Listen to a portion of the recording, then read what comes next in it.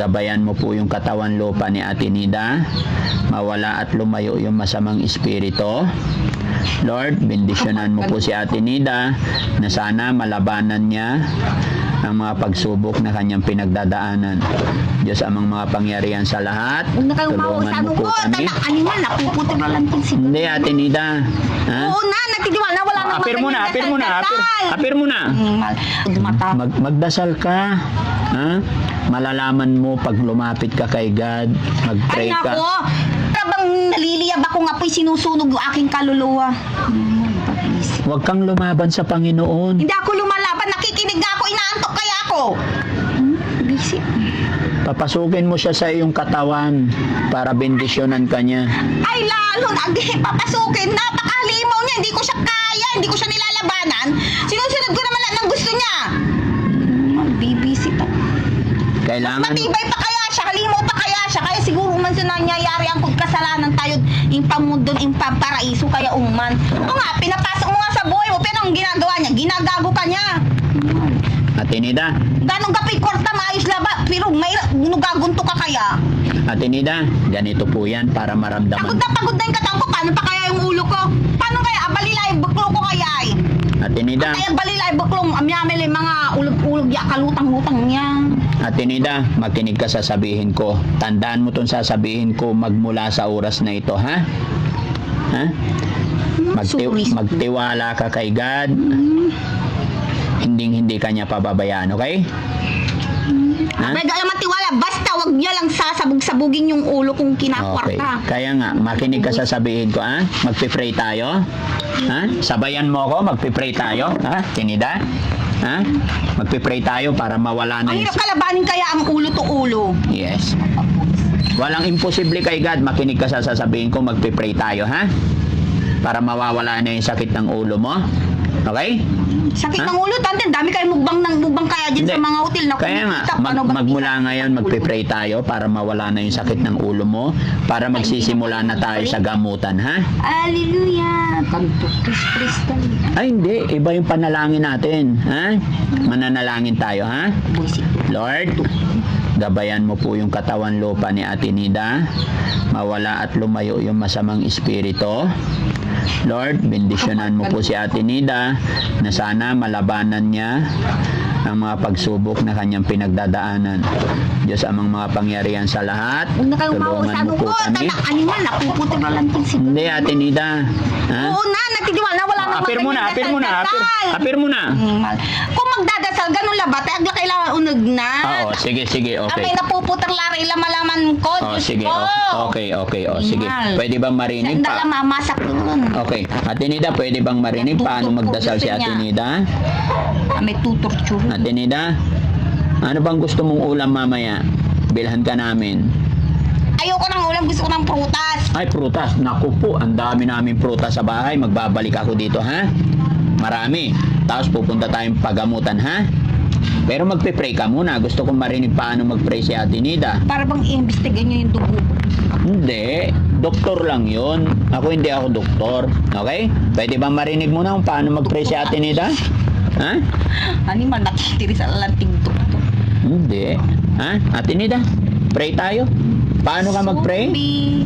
Ha? Cute. At least mga kababayan, na kausap na natin siya. Hindi kagaya nung unang punta nila Boss JB, hindi nila mapakalma. Pero ngayon, awa ng Diyos, nakikipag-usap, nakikipag-sagutan. Yun yung pinakamagandang sintomas, pinakamagandang starting. Yung nakakasagot siya sa mga tanong natin. Sabihin man nating mali-mali or hindi nagkakatagpo yung usapan natin sa paulit-ulit na mga tanong natin, unti-unti nagiging maayos, napapalapit, nakikilala niya tayo. At sa susunod, pwede na natin siyang dalhin. Kailangan lang natin na makausap yung kanyang pamilya para wala tayong maging problema. No? May mga kababayan, mga kabarangay, sa mga bago pa lang sa aking channel, bago tayo magpatuloy, ako po'y maglalambing sa inyong lahat. At ako'y nangangako na gagawin ko lahat ng aking makakaya para matulungan si Ate Nida. Pero kung nandyan ka pa mga kababayan, gaya ng aking sinabi, maglalambing po ako sa inyo, i-share nyo ang video ito sa pamamagitan ng pag-share pag-share ninyo, pag-heart ninyo sa mga upload videos natin, ay mas makakatulong pa tayo. Kabayan, sakali man hindi ka pa nakasubscribe sa aking YouTube channel, ako ay maglalambing po sa inyo. Subscribe po natin at click na rin yung bell button para lagi kayong ma-update sa second upload namin kay Ate Nida. Kaya ng Team Daddy Frankie, madadala kaya natin sa paggamutan si Ate Nida. Loobin nawa ng Panginoon, mga kababayan, no? At samahan tayo. Samahan nyo rin po kayo, samahan nyo rin po kami, walang bibitaw, na? Ate Nida, babalikan ka namin dito, ha? Hindi na. Bakit? Na yung interview, mababa na interview. Kailan ka pa kayo? 6, 7, 8. Ay, hindi pala kayo. Nantay ko kayo nung linggo. Tapos ngayon dumating kayo ng Lunes. Ngayon lang ako nagpunta dito. Ha? Okay? Ayun nyo lang. No, ayun nyo lang. Ayun lang. Siyempre, kailangan naka-ready si tatay. Kailangan may damit. Kailangan nakaligo si Ate Nida para maganda. Sasama pa yung tatay ko. Wag na. Hindi kailangan ng pamilya. Siya ang pipirma sa'yo. Sa mga doktor. May ID ka ba? Aliwati gagawin nyo tatay. Ano bang mali sa ginagawa ng tatay mo? Ha? Para bang si tatay nababaliwata. Ha? Ano bang ginagawa ng tatay mo sa'yo? Inaalagaan ka ng tatay, ah. Siya naghahanap buhay. Hindi yon. Ano? Ang inaano ko, Kim, kahit nilalabas sa pambibili niyo. Masisisi ko ba yung niya may naging kapalaran ko ba? Huwag mo sisihin yung kapalaran mo. Harapin mo yung kapalaran mo, ha? Ayusin natin. Ayoko nang, kung sa bagay, ako maawa mo, sa bilay daw mag-iran. Pero ang ganun sila pong pera. Tagalog, be. Hindi ko maintindihan, eh. Ha? Ang kapalaran mo, ikaw gagawa ng kapalaran mo, ha? Gagawa. Ako na nga yung gumagawa eh. Sino bang nagtiwala naman ako, pero sinasabog yung ulo ko. Hindi. Huwag kang mawala ng pag-asa. May chance pa tayo. Malaki pa ang pag-asa, ha? Habang may buhay, may pag-asa. Okay? So, bakit ako nasisip? Basta pagdating sa pito. Bibigyan ko si tatay ng pambili ng ulam para bili kayo ng ulam nyo, ha? Ayoko ng ulam. Ano gusto mong ulam? Gusto ko ng prutas nga. Gusto ko ng ubas. Ay, ubas. O, sige, pagbalik ko, dadalhin kita ng ubas, ha? Anong kulay na ubas gusto mo? Ha? Lubos-lubusin ko din yung black seeds. Ay, yung black seed. Alam mo pala yon. Galing social, Hindi ko ah. pa natitikman yan eh. Ay, hindi mo pa. Oh, sige. Walang problema. Black seed. Apir mo na, para bigyan kita. Apir. Ang tinatambag may lima. Yung kapatid sugat ko. Mabaho daw yung kamay ko. niya. Oh, pero Okay pagbalik, na eh. bukod sa black seed, ano pa gusto mo? Tama na yung black seed na ubas.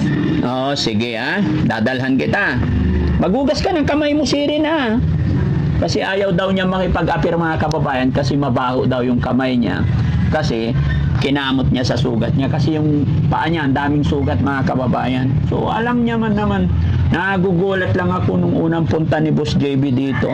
Pero mga kababayan, gagawa ng paraan si Daddy Frankie kung paano. Kasi syempre, umaamo ko kasi binigyan niyo ko ng chocolate tsaka Umaamo ka kay Daddy Frankie. Oh, very good. Ha? Apir na pala, magkaibigan na tayo. Apir. Wala bay. Bakit? Si Kuya Jesse, gusto mo may pagkaibigan Kuya Jesse o binata yan? Magaling mag-enjit yan. Ha? Oh, si Kuya Jesse, tingnan mo si Kuya Ay, ito, si Kuya Jesse, tingnan mo. Naging lumpo lalasin sa... Ha? Hindi ka... Wala kilala namin. Parang si mata, apigar-pigar lang. Ay, hindi. Ay, naku, nasira. Okay. Oh, sige, babalik ako dito pero bibigyan ko muna kayo ng pambili ng ulam, ha? Oh. Paano bang binibili niyo yung pagkatao ko? Ay, hindi. Pasensya ka na. Wala akong masamang intensyon. Wala kaming balak na anuman. Bibigyan niyo pa yan, huwag niyo nang bigyan. Ako na lang, sa akin na lang, ako na lang maghahawak. Okay, sige. Pag binigyan kita ng pera, anong gagawin mo sa pera? Hindi ko alam. Aha. Ang kwanta! Okay, bibigyan kita ng pera. Magmula ngayon, magkaibigan na tayo, ha? Hindi! Ay, bakit? Aking kailangan pa natagutan na ng tatay. Ayoko ng pera! Aking nilakinisan to tayo pirmaan. Sige, kung ayaw mong isama si tatay, hindi. Tayong dalawa na lang. Kung wala ibig sabihin to, tanad sisya. Sino? Wala. Eto, Kasama na nga ako, bakit kailangan pa ng pirman? hindi. Ako na lang pipirma. Ako na lang daddy Ang mo. tutan na kasulatan. Kasulatan, katunay. Kasulatan na ko, yung baliwangan ko. Ay, hindi Kasulatan na, Oo, naman man tututuwa. na ano? Bakit alam mo ba yon? Siyempre. Nakatry ka na ba nun? Oo. Hindi pa. Di ba? O ito, Oo, ang tutuwatan. Silang insan nagsukaluluwa ko din. Hindi, Atinida, mag-iiwan ako ng pera. Para pagbalik ko, nakaligo ka na, Ayoko nang maligo. Basta kung gusto ko lang, kung kailan ko gustong maligo, tambutang. Hindi, para maging maayos yung mga paa mo, malilinis yan. Dapat nilalagyan mo ng gamot din tayo, yung paa niya. Hindi Ayaw na. niya? Gamot niya, gin nga. Nagugurat-urat ang sugat. O, sige, Atinida, bigyan kitang pera, Ayoko ng pera. Gusto ko sukayin tan at mampirma ni ateng ko. Ay, hindi na, wala nang pipirma. Hindi na kailangan Hindi na pumirma. kami sa namoy sa mapirma si tatay para inurtanoy. Kami ang basa-basa mitan. Nantutan ni ibig sabihin, galing Diyos man o Tagalog, nantutan gano'n Tagalog din natalusan mo. Pag talato, anto, nantumo, para bang nakasanlan yung buhaya. Para bang taro. Hindi, alam mo kasi galing ka ng abroad marunong ka magsulat. Tapos na nga yung kasanlan ng buhay ko, sino pang isasanlang biyay? Tatay! Bukan kayo, ang kila mga asawa, no, si kami na lang sa pambayar yung utang niya, anak. Dugalay niyan sa palang pambibilay tayo. Yun lang, ang ni baga mo lang, Tim, may kalaban ng uba. Hindi na mag-aasawa yung tatay mo kay 70 na siya. Kahit hindi mag-asawa yan, basta, mapabinata man o pabalulak yun, doon akabayan mo. Ay, naku, galag yung pawinid talo. Tinida, alis na kami. Iwanan ko na tong pambili mong ulam. Ito, bilangin mo. Ayoko, masiro malabal, Meg.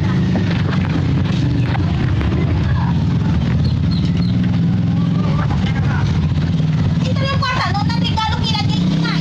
Ayaw di ako mag-interview ka. Bakit man nakikita ko napapanood sa cellphone? May nagbibigay ng bigas, may nagbibigay ng mga itlog na dalawa. Dada. Ay, wala kayong may bigay. Bibigay mo. Panood ko, may mga bigas sila, may mga itlog. Oh.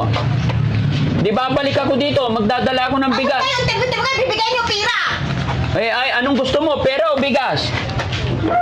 Ibalik ko na tong pera. Bigas na lang. Bilhan mo na lang siya ng ulam, ha? Huwag daw itlog kasi lalong Oo nga. nagkakasugat-sugat siya.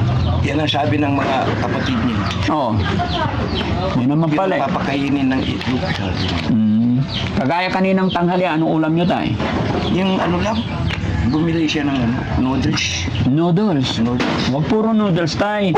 Pag nandito ka, dapat nagluluto ka ng isda. Nagsasaing ka. No? Wag nyo pong sanayin yung yung bili ng sukat-sukat. Kailangan bili pa talaga. Magluto talaga, Palagi kong binibili ng isda. Tapos nagluluto. Siyang magluluto. Sige tayo, babalik kami dito. Titignan ko yung schedule. Schedule. Opo, babalikan pa namin kayo para abisuhan kayo. Hindi ako natanggap ng trabaho Trabaho ka, tay. Wala problema. Hindi ako madatman dito. Hindi, aabisuhan ka namin kung kailan ang punta namin dito. So, yan. Magtrabaho ka, huwag ka ito tay. Pambilin yung pagkain.